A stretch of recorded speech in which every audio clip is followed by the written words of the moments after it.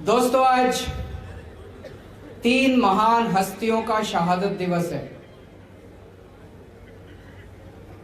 शहीद आजम भगत सिंह, सुखदेव, राजगुरु, उन लोगों ने आज सुप्रीम कुर्बानी दी थी हमारे देश को आजाद कराने के लिए। मैं सोच रहा था, सोच के देखो जरा, फांसी पे चढ़ना कितना मुश्किल होता होगा। एक छोटी सी चींटी अगर हमारे को काट जाए तो हमें दर्द होता है। फांसी पे चढ़ के अपनी जान दे देना कितनी बड़ी बात है, कितनी बड़ी बात है। उसके लिए अलग किस्म का जज्बा चाहिए। और जब वो लोग फांसी पे चढ़ रहे थे, उनके दिल में क्या विचार होंगे, आप सोच के देखिए। उनके दिल में भारत का सपना था। 23 साल के 3 युवा, भारत का सपना था उनके दिल में कि एक दिन हमारा भारत आजाद होगा। एक दिन उस भारत के अंदर सबको अच्छी शिक्षा मिलेगी, हर किसान खुश होगा, मजदूर खुश होगा, सबको नौकरी मिलेगी, सबको रोजगार मिलेगा, सबको अच्छी स्वास्थ्य सेवाएं मिलेंगी, सबको बराबरी का अधिकार मिलेगा, सारे देश के अंदर प्यार और मोहब्बत होगी। दोस्तों, हमारे स्वतंत्रता सेनानियों ने, भगत सिंह ने, सुखदेव ने, राजगुरु ने, सुभाष चंद्र बोस ने, चंद्रशेखर आजाद ने, इन सब लोगों ने अंग्रेजों के टाइम पे अंग्रेजों के खिलाफ खूब पोस्टर चिपकाए थे, खूब पोस्टर चिपकाए थे। आज से 100 साल पहले अंग्रेजों ने भी पोस्टर चिपकाने के जुर्म में किसी को भी गिरफ्तार नहीं किया था। आज से 100 साल पहले भी अंग्रेजों ने किसी को पोस्टर चिपकाने के जुर्म में एफआईआर नहीं की थी। भगत सिंह ने सोचा भी नहीं था कि एक ऐसा भारत बनेगा आज से 100 साल के बाद, कि एक ऐसा प्रधानमंत्री आएगा कि पोस्टर चिपकाने के जुर्म में 138 एफआईआर हो जाएंगी। 138 एफआईआर। इस देश के अंदर किसी महिला के साथ कुछ गलत काम हो जाए तो एफआईआर दर्ज कराना नानी याद आ जाती है। इस देश के अंदर चोरी हो जाए, डकैती हो जाए, कोई छीना झपटी हो जाए, मारपीट हो जाए, मर्डर हो जाए तो एफआईआर नहीं होती। 24 घंटे के अंदर पोस्टर चिपकाने के जुर्म में 138 एफआईआर।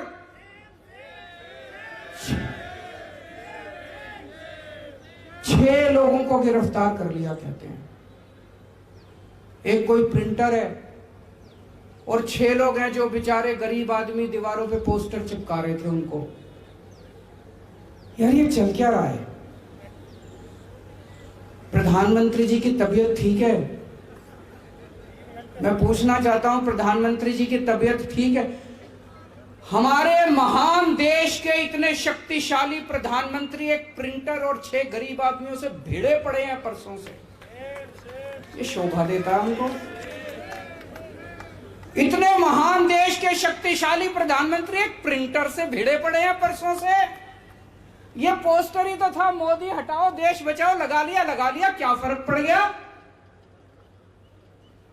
तबीयत ठीक है प्रधानमंत्री जी की?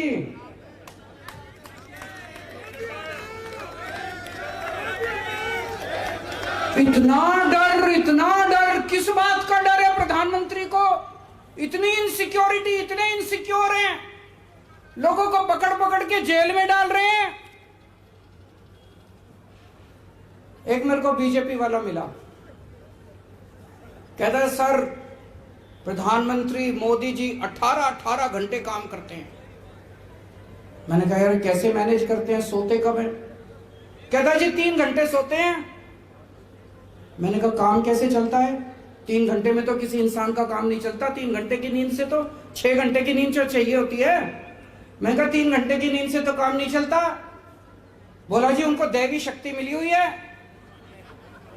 मैंने कहा पगले, ये दैवी शक्ति नहीं कहते, इसको नींद की बीमारी कहते हैं। प्रधानमंत्री जी को बोलो ठीक से सोया करें, नींद नहीं आती तो नींद की गोली ले लिया करें, किसी अच्छे डॉक्टर को दिखा लें। अगर प्रधानमंत्री जी ठीक से सोएंगे नहीं तो सारा दिन चिड़चिड़े रहते हैं। कभी उनको हंसते देखा है?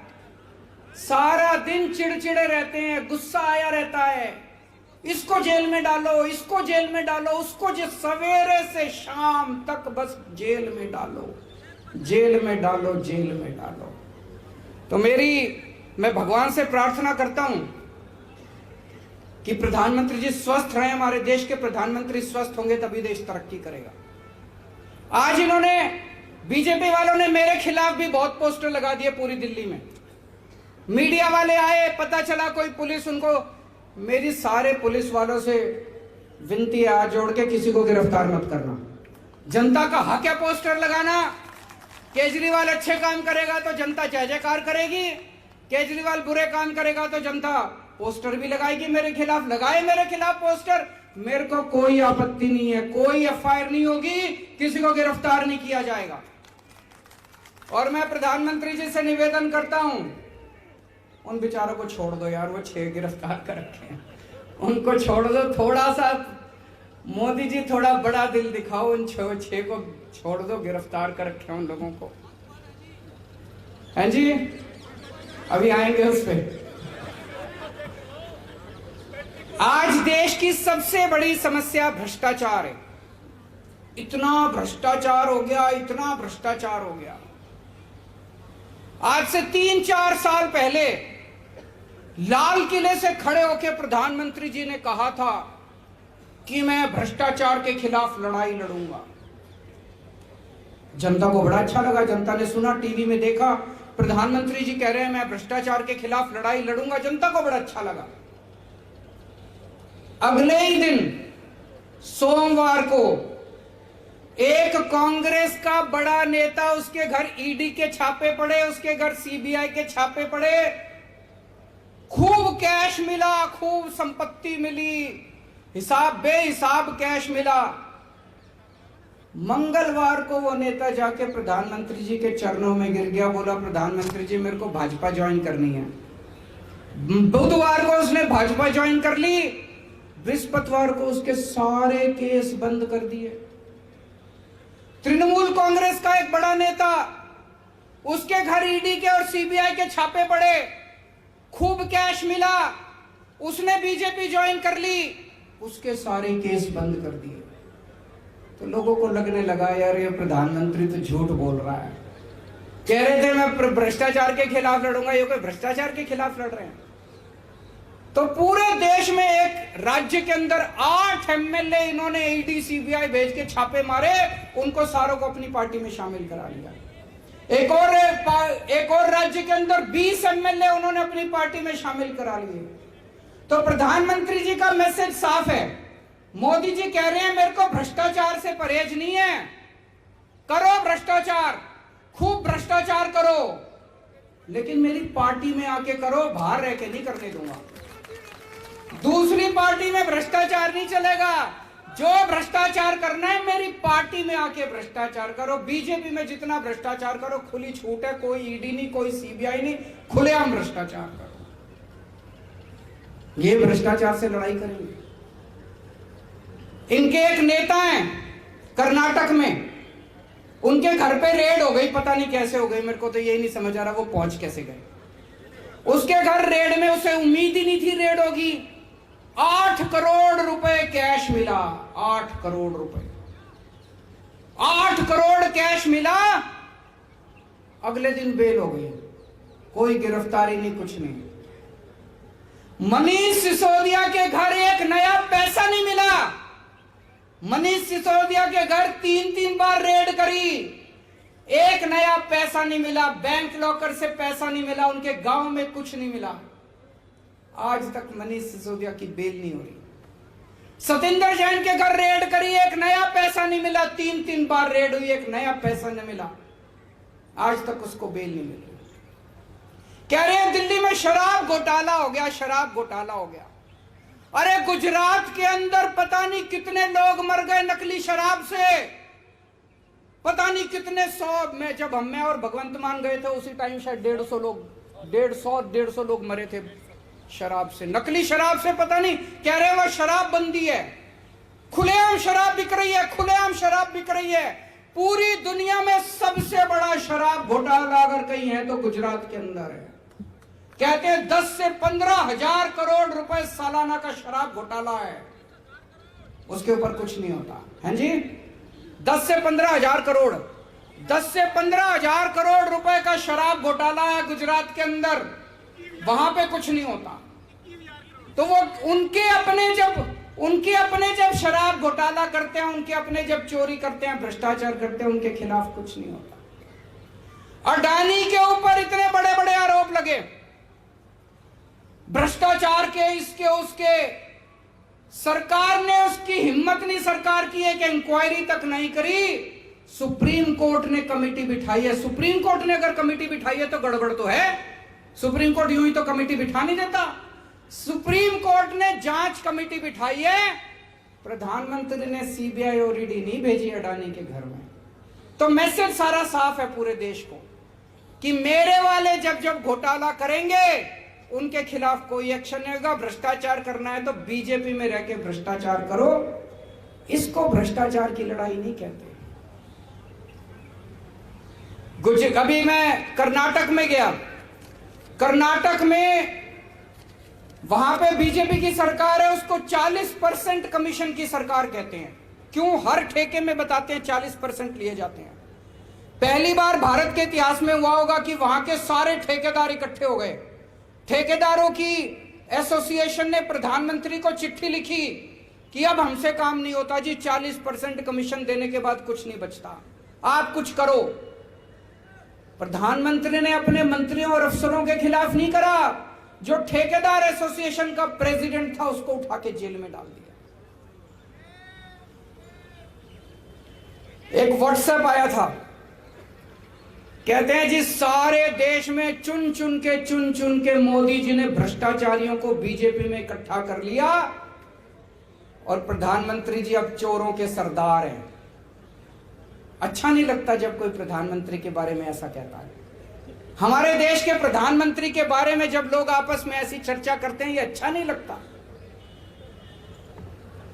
दोस्तों, एक तरफ वो हैं और दूसरी तरफ आम आदमी पार्टी है। आम आदमी पार्टी में अगर हमारा अपना भी अगर भ्रष्टाचार करता है तो बख्शते नहीं है हम उसको। जब मेरी दिल्ली में सरकार बनी, दिल्ली में हमारा खाद्य मंत्री गड़बड़ करते हुए पकड़ा गया। अभी मीडिया को भी नहीं पता था, पुलिस किसी को नहीं पता था, विपक्ष को भी नहीं पता था। मैंने अपने खाद्य मंत्री का मामला सीबीआई को सौंप दिया खुद ब खुद और उसको अपनी कैबिनेट से निकाल दिया। भगवंत मान साहब ने थोड़े दिन पहले, इनका सेहत मंत्री, उसके खिलाफ इनको पता चला, उन्होंने अपने आप से सेहत मंत्री को हटा के पुलिस को सौंप दिया। अभी थोड़े दिन पहले एक एमएलए पंजाब के अंदर गड़बड़ करता हुआ पाया गया, अपना खुद का एमएलए इन्होंने पकड़ के उसको पुलिस को सौंप दिया। मोदी जी अगर ईमानदारी सीखनी है तो आप आम आदमी पार्टी से ईमानदारी सीखिए, नहीं तो ये भ्रष्टाचार और ईमानदारी की बातें आपके मुंह से अच्छी नहीं लगती। आज दिल्ली की सरकार को चलाते हुए 8 साल हो गए। इन 8 सालों में हमने जो भगत सिंह का सपना था, भगत सिंह के विचार थे, उसके हिसाब से सरकार चलाने की कोशिश कर रहे हैं। हर गरीब के लिए अच्छी शिक्षा का इंतजाम कर रहे हैं, हर परिवार के लिए अच्छे इलाज का इंतजाम कर रहे हैं। दिल्ली के अंदर आज जितनी तेजी से विकास हो रहा है, 75 साल के अंदर उतनी तेजी से विकास नहीं हुआ था। हमारी पढ़े लिखे लोगों की सरकार है, हमारी पढ़े लिखे लोगों की पार्टी है। और जब मैं सरकार चला रहा हूं, मैं मीटिंग लेता हूं अफसरों की, मैं ये देखता हूं कि मुख्यमंत्री को पढ़ा लिखा होना कितना जरूरी है। ये अफसर आपको यूं घुमा देते हैं, आप मीटिंग लेते हो वो यूं घुमा देते हैं, आपको पता ही नहीं चलता कोई क्या कह गया, आपसे यूं ही फाइलों के ऊपर साइन करा लेते हैं। अगर आप पढ़े लिखे नहीं हो, आप सरकार नहीं चला सकते, आपको कोई भी बेवकूफ बना के चला जाएगा। 2016 नवंबर में नोटबंदी की गई। पूरे देश में एक दिन रात को 8 नवंबर को रात को 8 बजे प्रधानमंत्री जी ने आके कहा कि आज से 500 के और 1000 के नोट लागू नहीं होंगे। पूरे देश के अंदर अफरा तफरी मच गई, लोगों के घर में खाने को नहीं था। लंबी लंबी लाइनों में लोग खड़े हुए, पता नहीं कितने लोग शहीद हो गए लाइनों में खड़े हुए, कितने लोग बेरोजगार हो गए, कितनी दुकानें बंद हो गई, इंडस्ट्री बंद हो गई। पूरा देश 10 साल पीछे चला गया, पूरा देश 10 साल पीछे चला गया। बाद में मैंने पता किया ये नोटबंदी हुई क्यों थी, तो पता चला प्रधानमंत्री जी के पास कुछ लोग गए, उन्होंने प्रधानमंत्री जी को बेवकूफ बना दिया। बोले प्रधानमंत्री जी अगर आप नोटबंदी कर दोगे तो भ्रष्टाचार दूर हो जाएगा। मैं आपसे पूछना चाहता हूं भ्रष्टाचार दूर हुआ? बोले प्रधानमंत्री जी नोटबंदी कर दोगे आतंकवाद दूर हो जाएगा। मैं आपसे पूछना चाहता हूं आतंकवाद दूर हुआ?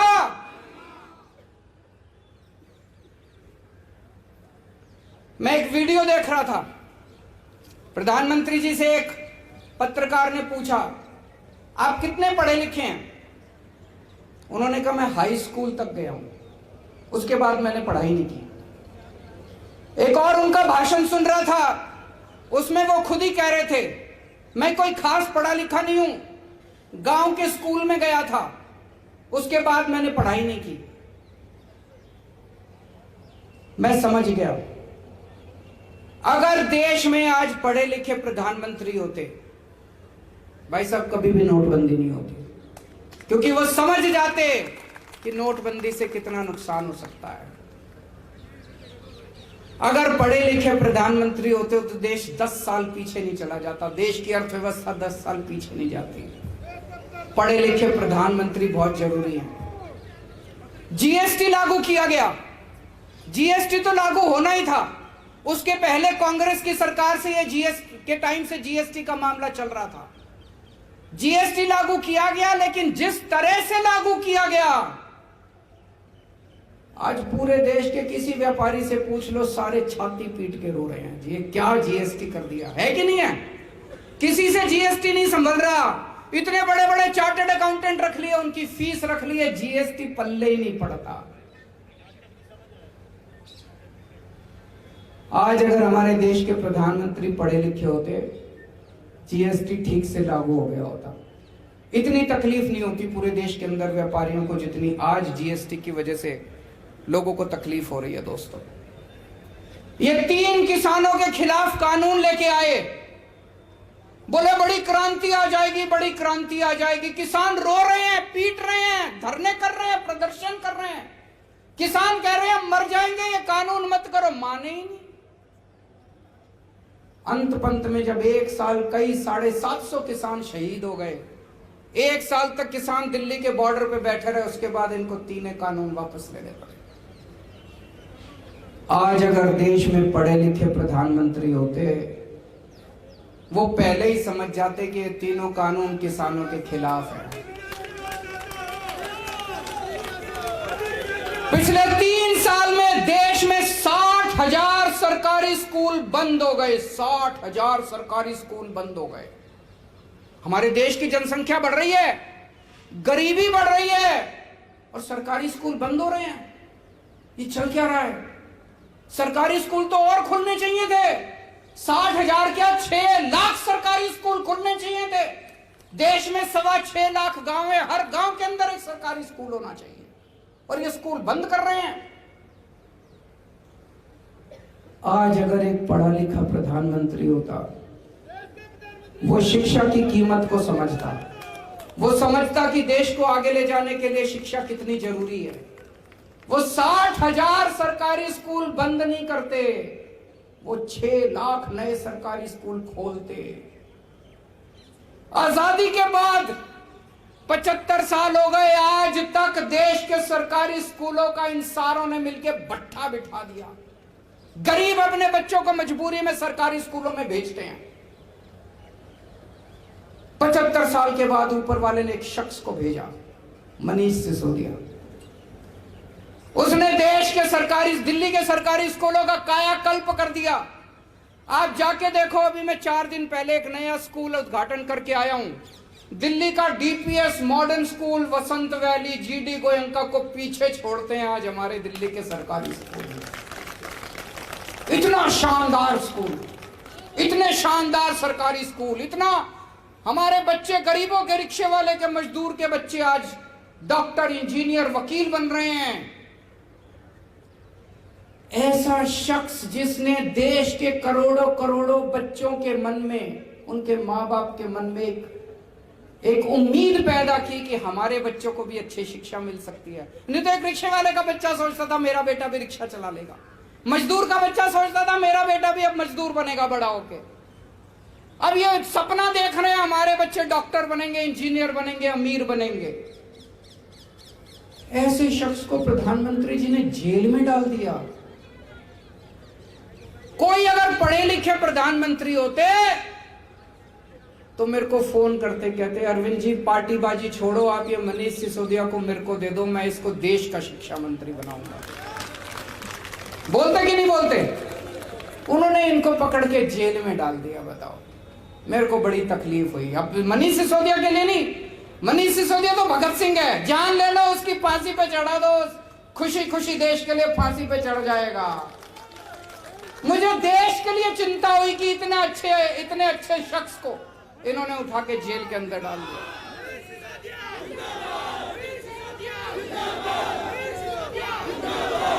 हमारे देश में कोरोना हुआ, प्रधानमंत्री जी कहते हैं सारे मिलकर देशवासी ताली थाली ताली बजाओ, उससे कोरोना भाग जाता। भागा कोरोना? एक दिन कई सारे वैज्ञानिक बैठे थे, उन वैज्ञानिकों को प्रधानमंत्री जी भाषण दे रहे थे।